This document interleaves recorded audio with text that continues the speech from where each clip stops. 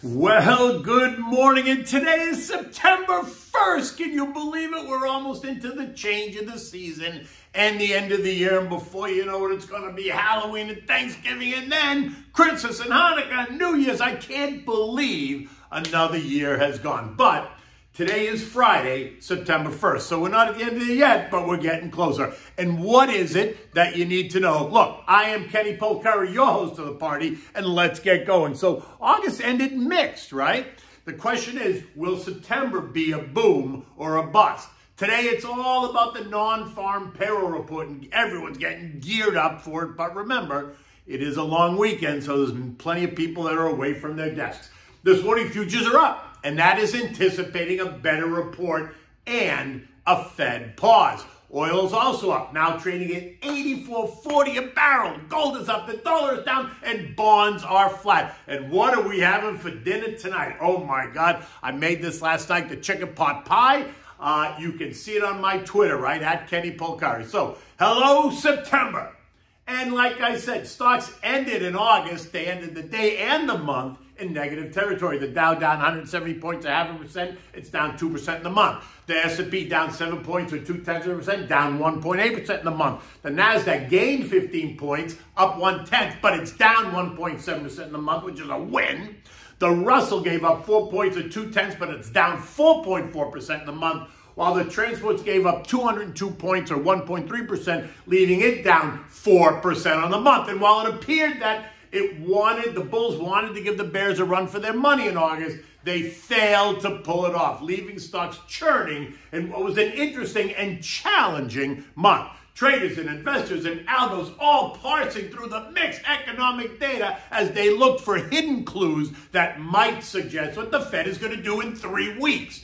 Yesterday's PCE deflator the report showed that prices rose year over year, but it was so interesting the way the media positioned it, saying that inflation showed cooling price increases. And while inflation is not running at a 9.4% rate that it was, prices are still rising at a 4.3% rate year over year, which while is down from that higher level, it is up from the most recent price, right, over the last couple of months, the prior month. So which is it?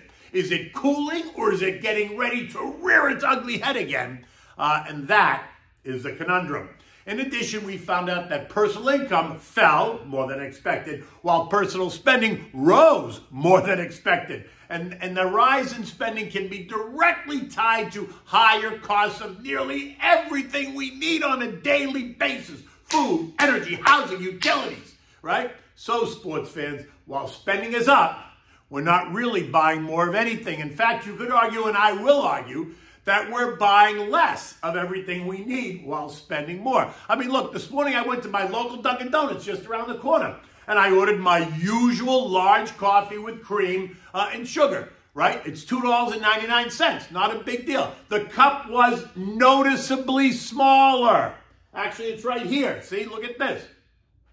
And I thought it was a mistake, but alas, it was not. They recently changed the size of the cup, and what is now a large is more like a medium, and the extra large is now what the large was. The price, though, remained the same, yet the amount of coffee clearly declined. Gavish?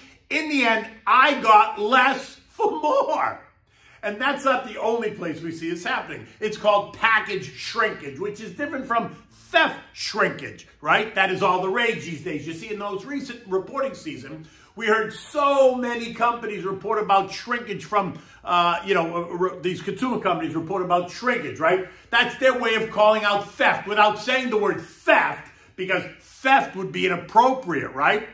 Don't call it what it is. Don't get me started, because theft is also causing prices to rise so that these companies make up for their losses and the increases in the cost of insuring those losses.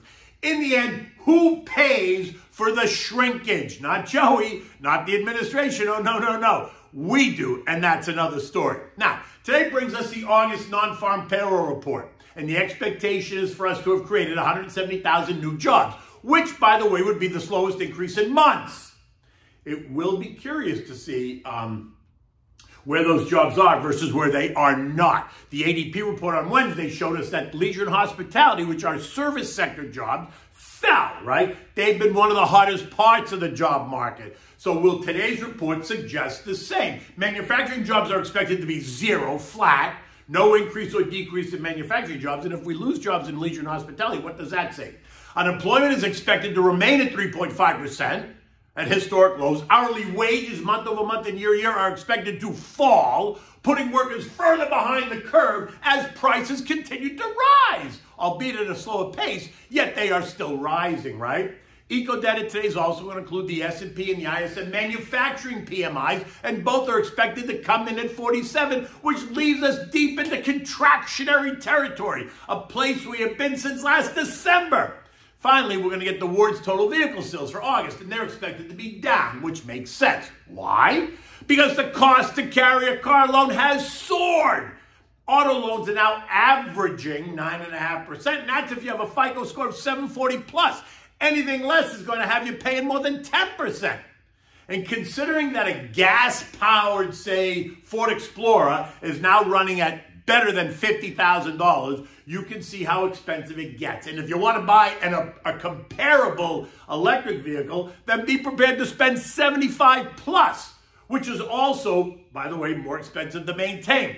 New battery packs cost at least $20,000 when you need them. And the tires, yeah, they last for half the time of gas-powered cars. Why? Because the electric car is so much heavier. But let's not go there either, right? But be sure to ask the auto dealer to define all of these costs when you are looking to buy a new car. Now, as of the end of August, the broad 11 S&P sectors are performed like this. We have tech in first place, up 41.16% year to date. Communications up 41.13% year to date. Consumer discretionary, XLY, is up 32%. Then we had a significant drop. Industrials, XLI are up 10%. Basic materials, XLB up 7%. Energy's up 1%. Financials up 0.5%. And real estate is up 0.25% on the year. Then we go negative. Healthcare, XLV, down 2%. Consumer staples, down 2.5%. And then you jump to utilities, right? The XLU is down 10%. And you can blame that on surging treasury yields, right? Now, if we venture beyond the major sectors, we find more performance in tech, right? Semis up 46%. Robotics and automation up 30%. Cybersecurity up 30%. Aerospace and defense up 4%. Home builders up 38%. Airlines up 12%. Disruptive tech, ARKK, up 40%. Retail up 6%. Industrial Renaissance names, right? AIRR is an Industrial Renaissance ETF, up 25%. And we can go on, right? But we're now in September. And that has been a historically tough month for stocks. So as I've been saying, tread lightly. Let's see how it starts. The next Fed meeting is 3 weeks away, September 20th, right? We're going to have plenty of macro data points to digest. We're going to get 2 more reads on inflation. The CPI and the PPI due out on September 13th and 14th, just days ahead of the FOMC meeting on the 20th, where right now the market is expecting a pause. Fed fund futures are putting an 11% chance on a rate hike in September, right? They're putting that on the table, which means there's an 89% chance of a pause, which explains this month-end rally in stocks as investors gear up for the pause. Because in the middle of the month, it was closer to a 50-50 chance, right? And so we wait. Now, futures markets are pricing in a 50% chance of a 25 basis rate hike in November, but I'm still in the camp that the Fed wants to take the terminal rate to 6%, which means they need to raise rates by 50 basis points before we hit their sweet spot. In the end, the question is, given the strength of the U.S. labor market and the fact that we continue to grow above trend line, will JJ view the recent economic data suggesting a cooling as cooling enough? According to the survey done by 22V Research, the majority of investors, 60%, say yes. So, you got to ask, will this be a risk-on day? Will this be a risk-on month? Well, this morning, U.S. futures are saying yes, right? Dow futures up 125. The S&P's up 15. The Nasdaq's ahead by 21. The Russell's up 8. But remember, It is Friday, going into a long weekend. Trading desks are empty. Investors have placed bets well above and below current levels to take advantage if there's a spike up or down while they're away from their desks. Expect an exaggeration to the upside if the data comes in as expected, as the algos will drive that action. But I suspect that some investors will sell into the rally and raise cash to take advantage of the coming September weakness. And if the data suggests some concern, then I would expect a swift change of heart in the algos as they go from buy mode to sell mode. And once again, it is a long weekend and people are not around, so expect void in prices in either direction. Treasuries rallied slightly yesterday, and that keeps the pressure on yields, and this suggests that bond buyers are betting on the pause. This morning, the 3 years yielding 4.85%, right where it was. The 10 years yielding 4.11%, essentially where it was. So really no real action. The dollar index is holding tight at 103.61. Gold is trading up a couple of bucks at 19.70 an ounce, and oil is up 1.3% or $1.10 at 84.70. And all that means is that gasoline is higher, and that's going to cause transportation costs to rise, and that's going to cause the cost of everything else to rise as well. And remember, the most recent union contracts were written with substantial wage and benefit increases. So expect higher prices from the likes of UPS, FedEx, United Airlines, American Airlines, Delta Airlines, etc. General Motors, all the car companies, just wait. And with economists estimating that food prices are expected to rise by 6% in 2023, don't expect much relief at the supermarket. Add in rising energy, utility, healthcare, insurance, and housing costs, and I don't see any relief in the near term. So before you go betting the ranch, I would proceed with caution, which doesn't mean light your hair on fire and jump out the window. It just means what it means. Proceed with caution. Don't go chasing the names that are the sectors that are stretched. Build some boring into your portfolio, because in a volatile market, guess what? Boring can be beautiful. European stocks are up. Small, but they're up. They're also awaiting the U.S. NFP data to see what it says about the U.S. economy. Remember, Europe is still experiencing higher inflation, and that is keeping the ECB and the Bank of England on high alert. Both central banks are expected to keep raising rates at their upcoming meetings. So no really relief, or at least not yet, seen across Europe. The S&P ended the day at 4507. It was down 7 points, right? Futures right now are up, but let's see what happens at 8:30. It is a new month. We are about to start a new season, right? We're going from summer to fall. September can be a tough month, historically the worst month, and so can October. Think of things like the crash of 29 and the crash of 87. I suspect that we will churn lower and then rally into the year end as they take the S&P back to 4,500, which is essentially where it is right now. And that means a 17% return for the year. Not bad for a kid from Boston, huh? Now look, don't stress. Stay focused. Talk to your advisor. Remember, this is a long game and there's always an opportunity somewhere. Enjoy your long weekend, right? Your Labor Day weekend. It is upon us. Now expect to see Halloween stuff in the next week, followed by pumpkins and turkeys and Christmas trees all before the end of September, which I hate. But the retailers have to draw you in early, right? I tend to just to shut it all out and I enjoy the moment, right? I just tend, that's what I tend to do. It so frustrates me. Look, take a deep breath and try it. And then go cook the chicken pot pie, which we're having for dinner tonight. Oh my God, this reminds me of being a kid. Chicken pot pie is it's like oatmeal. It's like scrambled eggs. It's like one of those things that is just, it just makes you feel good, right? So I made this last night. You can see the pictures on my Twitter. I actually reposted the picture today in case you missed it last night. My Twitter feed is @KennyPolcari. Yes, it's the one with the blue check mark because that's the only way to keep the imposters away, right? Now remember, chicken pot pie, this isn't difficult.